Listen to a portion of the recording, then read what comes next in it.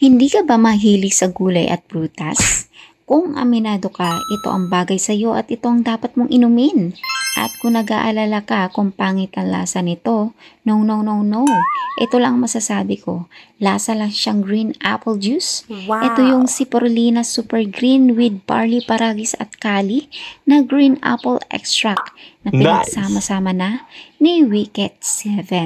At dahil pakiramdam ko na feeling bloated ako everyday, simula nang ininom ko na ito, hindi ko na maramdaman na bloated at hindi na talaga ako hirap mag-jeps o narinig mo yon.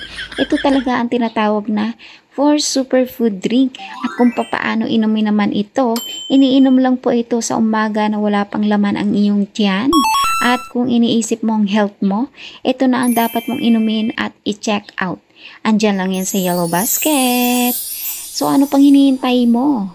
Go! I-check out mo na yan.